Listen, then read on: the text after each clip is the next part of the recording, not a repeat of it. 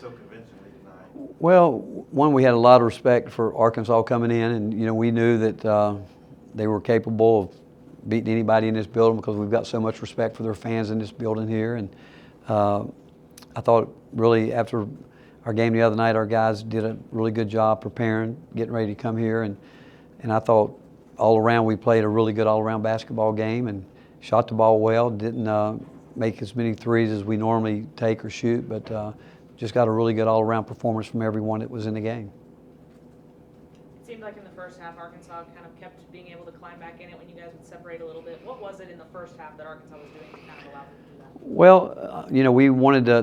They're so good at getting fouled. They're so good at getting into the lane area. They do a great job in their ball screen where they hit the roll and they can spray it out of there. But we just felt like we had to get them shooting threes as much as we could and try to keep them from getting in the lane, getting us in foul trouble, getting us in rotation, and then on the other end trying to really take care of the ball because they do a great job of turning you over and getting out. But and they made shots in the first half. They started the game making them, and last time out against A&M, they made them. We got away from our gap defense, and tonight we stayed with it, and that's what we showed some discipline there, but they obviously didn't make as many shots in the second half as they did in the first half.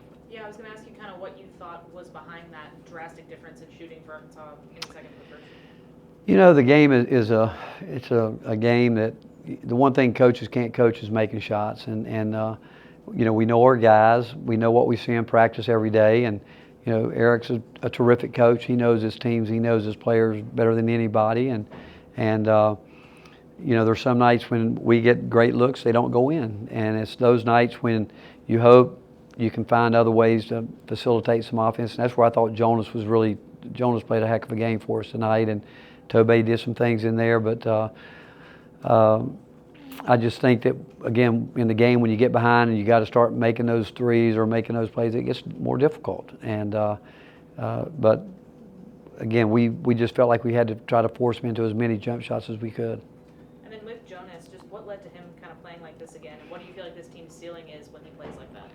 Well, when he plays like that, when he plays with force to the rim like he did tonight, he played quicker, and because they do a very good job. I mean, they'll block shots on you, and if you mess with it, they'll come get it. Guy on the ball can block it, but I thought he played much quicker. I think they blocked one of his shots where he did take too much time. They got one of Tobey's too, and we had talked about that coming in here, that we wanted those guys to play quicker once we got the ball there. But Jonas, I thought he looked relaxed, shooting his little 15-footers. But what he did at the rim and his rebound in the second half was really big. He came up with a lot of plays in there, and his length affects things around the rim when he gets himself in position. Anything else? Yeah, I heard you say on the radio the ball screens.